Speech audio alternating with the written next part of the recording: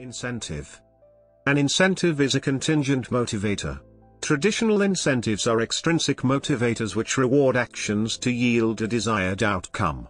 The effectiveness of traditional incentives has changed as the needs of Western society have evolved.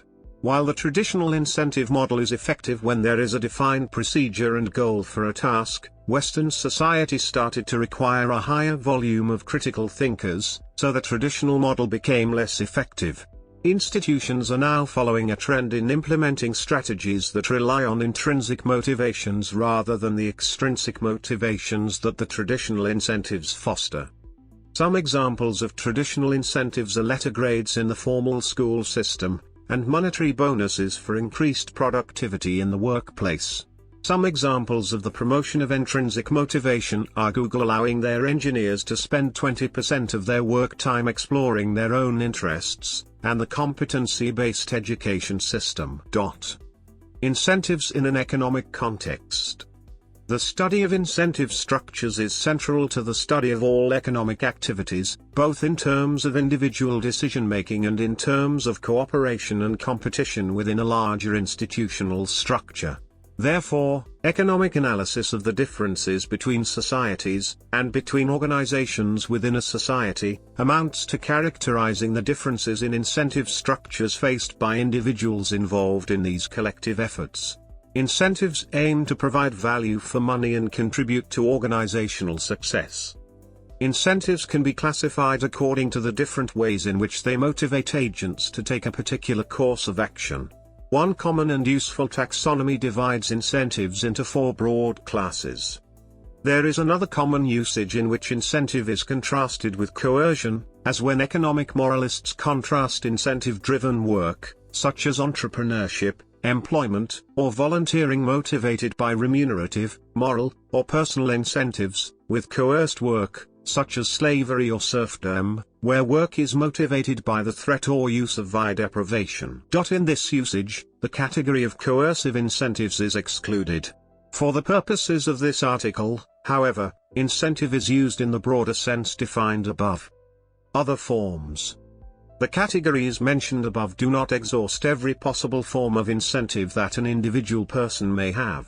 In particular, they do not encompass the many other forms of incentive, which may be roughly grouped together under the heading of personal incentives, which motivate an individual person through their tastes, desires, sense of duty, pride, personal drives to artistic creation or to achieve remarkable feats, and so on.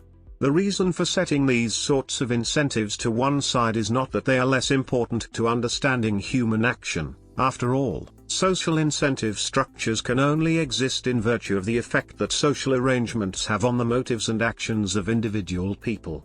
Rather, personal incentives are set apart from these other forms of incentive because the distinction above was made for the purpose of understanding and contrasting the social incentive structures established by different forms of social interaction. Personal incentives are essential to understanding why a specific person acts the way they do. But social analysis has to take into account the situation faced by any individual in a given position within a given society, which means mainly examining the practices, rules, and norms established at a social, rather than a personal, level. The study of economics in modern societies is mostly concerned with remunerative incentives rather than moral or coercive incentives, not because the latter two are unimportant, but rather because remunerative incentives are the main form of incentives employed in the world of business, whereas moral and coercive incentives are more characteristic of the sorts of decisions studied by political science and sociology.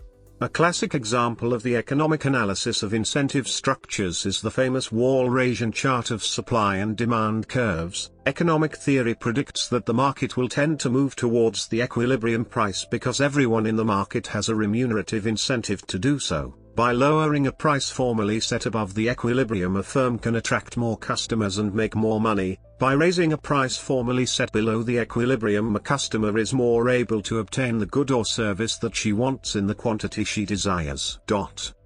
In cases with asymmetric information where one user knows some relevant fact about another, principal agent theory is the guiding framework in optimizing incentive of choice. The classic example for a situation for asymmetric information can be that of a manager and worker, where manager may want a certain level of output from the worker. The manager does not know the capabilities of the worker, and to achieve the best outcome, an optimal scheme of incentive may be chosen to motivate the worker to give their best performance. An optimal incentive is one that accomplishes the stated goal. If the goal is to maximize profits, then an optimal incentive will be one that encourages workers to balance the risk imposed by the employee for poor performance and the marginal disutility of effort. A weak incentive is any incentive below this level. Regulation in the utilities sector. Incentive-based regulation can be defined as the conscious use of rewards and penalties to encourage good performance in the utility sector. Incentives can be used in several contexts. For example, policymakers in the United States used a quid pro quo incentive when some of the U.S. incumbent local telephone companies were allowed to enter long-distance markets only if they first cooperated in opening their local markets to competition. Incentive regulation is often used to regulate the overall price level of utilities. There are four primary approaches: return, or cost of service, regulation, price cap regulation, revenue cap regulation, and benchmarking, or yardstick, regulation. With benchmarking, for example, the operator's performance is compared to other operators' performance and penalties or rewards are assessed based on the operator's relative performance. For instance, the regulator might identify a number of comparable operators and compare their cost efficiency. The most efficient operators would be rewarded with extra profits and the least efficient operators would be penalized. Because the operators are actually in different markets, it is important to make sure that the operators' situations are similar so that the comparison is valid, and to use statistical techniques to adjust for any quantifiable differences the operators have no control over. Generally, regulators use a combination of these basic forms of regulation. Combining forms of regulation is called hybrid regulation. For example, UK regulators, for example Ofgem, combine elements of rate of return regulation and price cap regulation to create their form of RPI-X regulation. Incentive rates are also prevalent in the utility sector, under any of the utility regulatory frameworks noted. Incentive rates are a vehicle for the utility to induce large commercial or industrial customers to locate or maintain a facility in the utility service territory. The incentive is provided in the form of a discount from the utility's standard tariff rates, terms or conditions. In the US, incentive rates, also known as economic development rates and/or load retention rates, are a common component of the utility strategy for supporting the economic development efforts of a particular geographic region or political entity. Potential issues. Incentive structures, however, are notoriously more tricky than they might appear to people who set them up. Incentives do not only increase motivation, they also contribute to the self-selection of individuals, as different people are attracted by different incentive schemes depending on their attitudes towards risk, uncertainty, competitiveness. Human beings are both finite and creative, that means that the people offering incentives are often unable to predict all of the ways that people will respond to them. While the promotion of intrinsic morality is sometimes employed to avoid this uncertainty, using short-term incentives can yield similar results. For example, decision-makers in for-profit firms often must decide what incentives they will offer to employees and managers to encourage them to act in ways beneficial to the firm.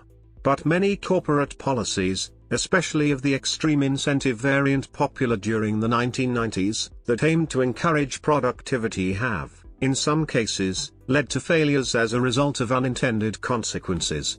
For example, stock options were intended to boost CEO productivity by offering a remunerative incentive, profits from rising stock prices, for CEOs to improve company performance. But CEOs could get profits from rising stock prices either, 1, by making sound decisions and reaping the rewards of a long-term price increase, or 2, by fudging or fabricating accounting information to give the illusion of economic success, and reaping profits from the short-term price increase by selling before the truth came out and prices tanked.